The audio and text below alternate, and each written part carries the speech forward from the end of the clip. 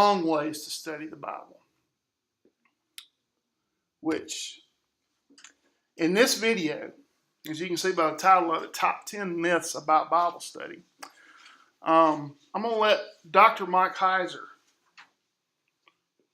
who's a scholar in residence at Logos Bible Software and at Liberty University and several other seminaries, walk us through and give us a test and see if any of these things are if we're currently doing them, or if we've done them in the past, or if they don't even apply to us.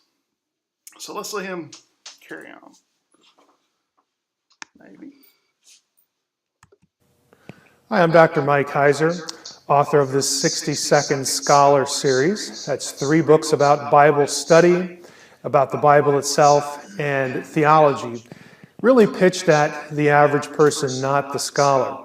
And I want to go through my own top 10 list of the top 10 myths about Bible study, at least as I've experienced them and encountered them through years of teaching.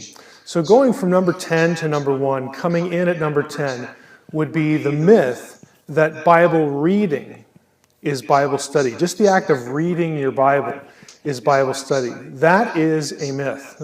Think about it. Reading is something you do that's sort of a casual enterprise. We sort of know the difference between reading and studying when it comes to textbooks in school and things like that.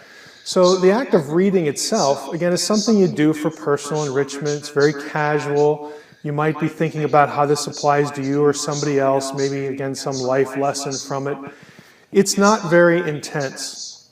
But Bible study is different. Instead of something that's casual, we have something that's very concentrated. It requires effort. Instead of personal enrichment, Bible study is really about mastery of content, mastering what it is you're sort of zeroing in on when it comes to knowing Scripture better.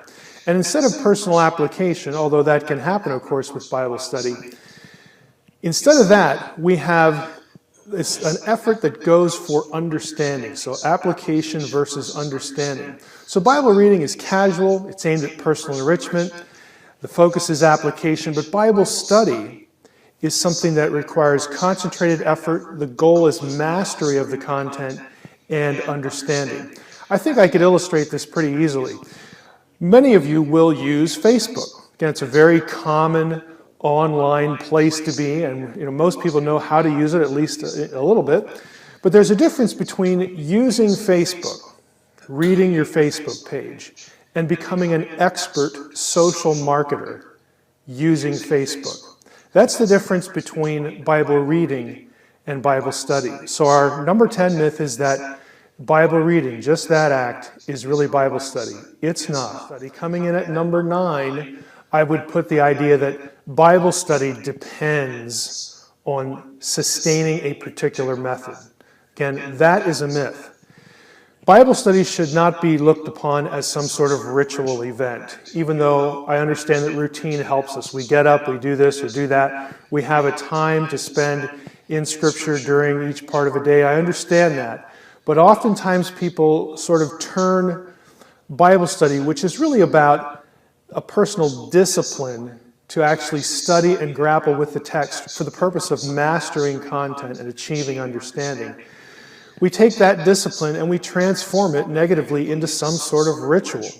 And because it's a ritual, we sort of expect some sort of spiritual buzz outcome from it. That is not what I'm talking about. The whole idea that Bible study depends on some adherence to a specific method, again, with utter tenacity, really confuses the process of Bible study with comprehension. Okay? Process is different than outcome. You can go through a process, you can program yourself, and it can become a ritual, but it doesn't guarantee comprehension at the end of the road. Sometimes you'll have to do different things. Sometimes you may want to vary your schedule. Sometimes you can't have a schedule. It doesn't matter.